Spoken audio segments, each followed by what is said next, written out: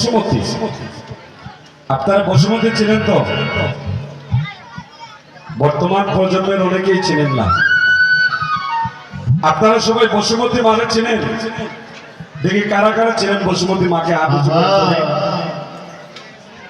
বসুমতী, বসুমতী, বসুমতী মাকে কারা কারা চিনেন? আপনারা চিনেন না? বসুমতী মা। আর এখানে আপনারা চিনেন না বসুমতী মাকে? হরিবল। আপনারা চিনেন না বসুমতী মাকে? হরিবল। বসুমতী মা, এই যে বসুমতী মা, হরিবল, এই যে ভূমি, এই মাটি বসুমতী মা। আচ্ছা, কথাগুলো শুনুন। বসুমতী মাকে চিনেন?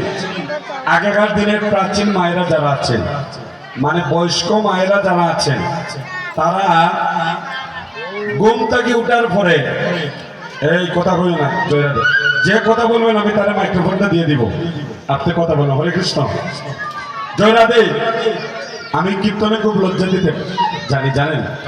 আপনারা হয়তো জানেন না। আমি সৈনিক মনোরঞ্জন বিয়ানীবাজার থেকে এসেছি। আমি কীর্তনের ক শব্দটাও জানি না। আমি 2 মাসের ছুটি নেই একমাত্র কীর্তন করার জন্য। আপনাদের এখান থেকে আমি গতকালকে চলে গিয়েছিলাম। আরেক জায়গায় সূর্য পূজা লীলা নাম যজ্ঞ করে আবার রাত্রে এসে এখন দাঁড়িয়েছি। এখন আমি যে কথা বলতে পারতেছি, এটা আপনাদের চরণের কৃপা।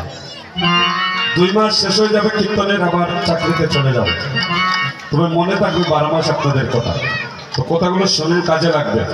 আমার কীর্তনের একটা নীতি নির্ধারণ কথা আছে। আমি শাস্ত্র সিদ্ধান্ত স্বরূপ কীর্তন করার চেষ্টা করি।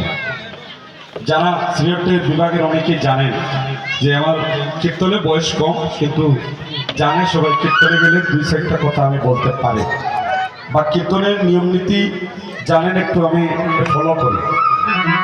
তো বসুমতী মা, এই যে আগেকার দিনের মায়েরা ঘুম থেকে উঠার পরে এইভাবে বসুমতী মাকে তারা প্রণাম করতেন। এইভাবে প্রণাম করতেন, অথবা এইভাবে প্রণাম করতেন।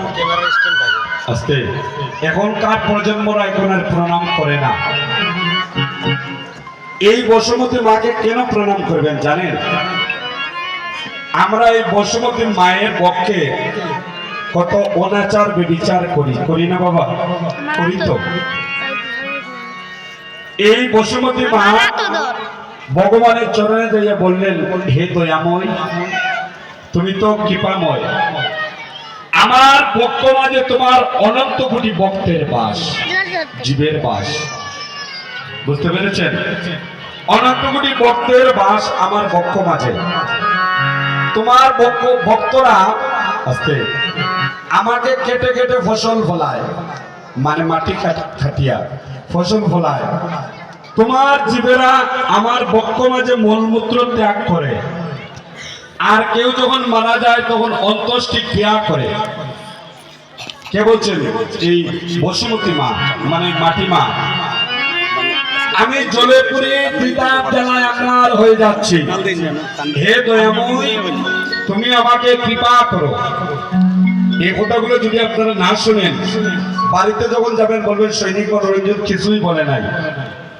একটু এইখানে যতক্ষণ বসবেন ততক্ষণই পারমাত্মিক সংগ্রহ। এবং কি বললেন? আমি ত্রিতাপ জ্বালায় দগ্ধ হয়ে যাচ্ছি, দয়াময়, ভগবানের কাছে যাইয়া তুমি কৃপা করো।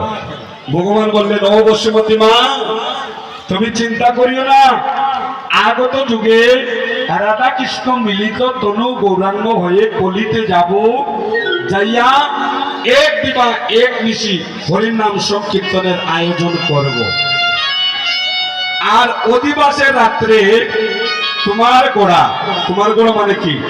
মাটির গোড়া পাতিলের মধ্যে দধি, দুগ্ধ, ঘৃত, মধু, কর্পূর, হরিদ্রা আর তুলসী মঞ্জরি দিয়ে প্রসাদি করে দাম দুব্বার উপরে বসানো হবে, তুমি শীতল হবে।